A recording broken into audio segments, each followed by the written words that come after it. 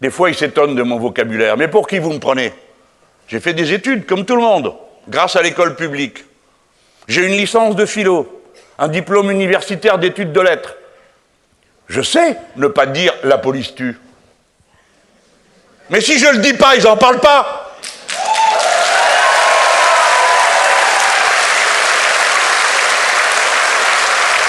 J'ai parlé avec Olivier tout à l'heure. On discute tous les deux de l'adaptation des choses. Alors ils ont été bêlés en cadence partout. Ah, Mélenchon ci, Mélenchon là. Le problème, c'est Mélenchon. Non! Le problème, c'est qu'une jeune femme de 21 ans a pris une balle dans la tête. C'est ça le problème. Ça pourrait être ma gosse. Ça pourrait être la tienne.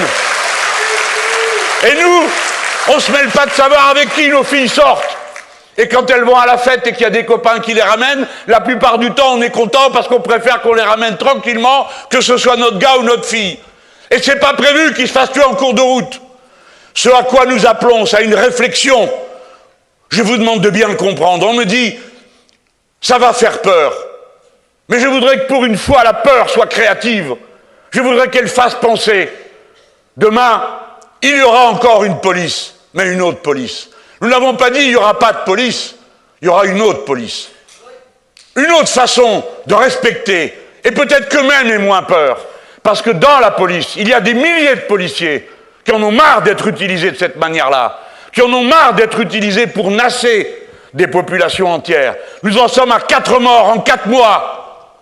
C'est trop. Et c'est une question de métier que je pose. L'exercice de ce métier ne doit pas conduire à ce résultat. Quand des gens ne peuvent pas prendre le train à Paris, à la gare de l'Est, et qu'on leur amène des bus et qu'ils vont pour monter dedans et que c'est un peu la cohue, non, on ne tire pas des lacrymos dessus.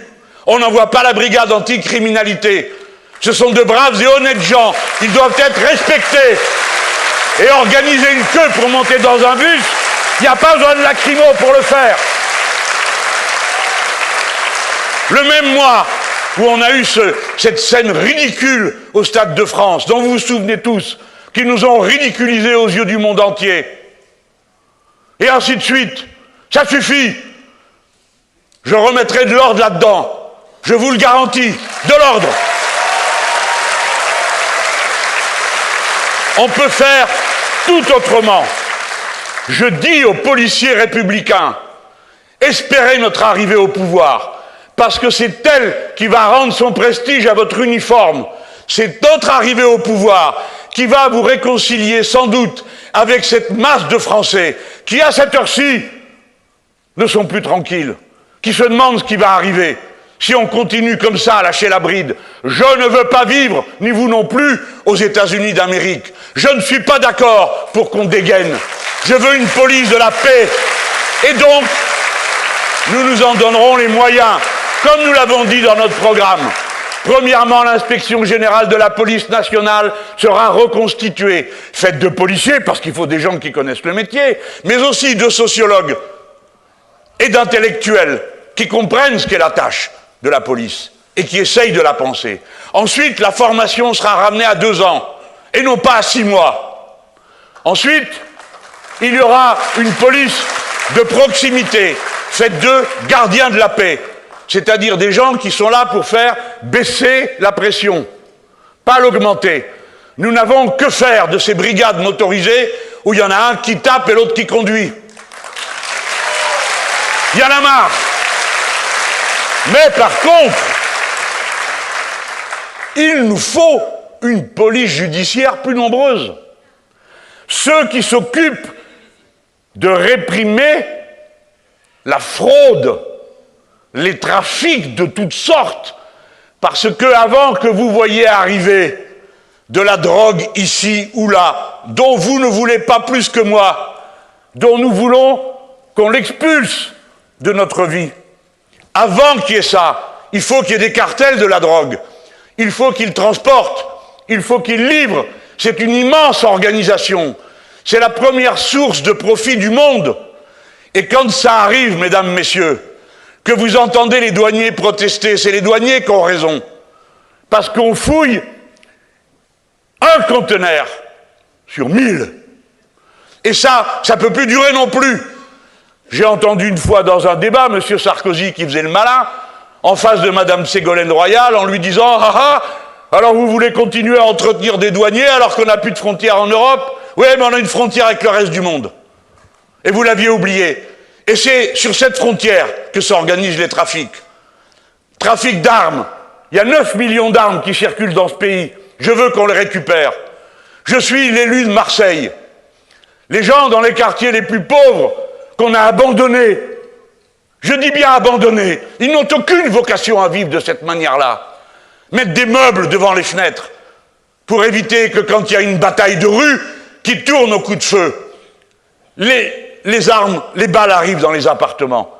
Je n'exagère pas en vous disant ça. C'est une vérité. Il y en a assez de vivre comme ça. C'est déjà assez dur tout le reste. Pourquoi subir en plus ça? Voilà pourquoi quand je vous parle, comme je le fais, quand je mets toute mon énergie dedans, je sais ce que je fais. J'essaye de faire avec mes camarades une France meilleure, une France plus apaisée, une France moins violente, moins à cran sur tous les sujets. J'aurais pu rester tranquille dans mon coin ce dimanche-là en me disant « Ouh, c'est les élections, je parle de rien. » Comme ça, tranquille, peinard, j'attends. Mais je me respecterais plus si j'avais rien dit. J'ai fait un premier tweet, ils n'ont pas répondu, j'ai marqué la honte c'est quand. Apparemment, ça ne les empêchait pas de dormir, d'avoir honte. Et quand cette pauvre jeune femme est morte, l'homme de mon âge, qui a vu des choses comme beaucoup d'entre vous, ma première pensée a été de se dire tout ça est un gâchis. Celui qui a tiré ne devait pas être bien vieux non plus. 10 balles. Et cette jeune fille, qu'est-ce qu'elle avait fait? Et quel genre de délit mérite qu'on rétablisse la peine de mort dans notre pays? Le délit de fuite? Le délit de refus d'obtempérer? Enfin, ça vous paraît pas monstrueux? Moi, ça m'a paru monstrueux. Et soudain, comme je sais quel rôle je joue en votre nom, parce que je suis votre porte-parole, c'est la vie qui a voulu ça, eh bien, je me suis dit, c'est mon devoir de dire fort, haut et clair ce qui me paraît bon pour la patrie. Et j'ai pensé à un homme pour qui, toute ma vie, j'ai gardé un si profond respect. Je me souviens du président Mitterrand à une interview en pleine campagne, à qui on pose traîtreusement la question « Alors, et la peine de mort? Vous êtes pour ou vous êtes contre ?»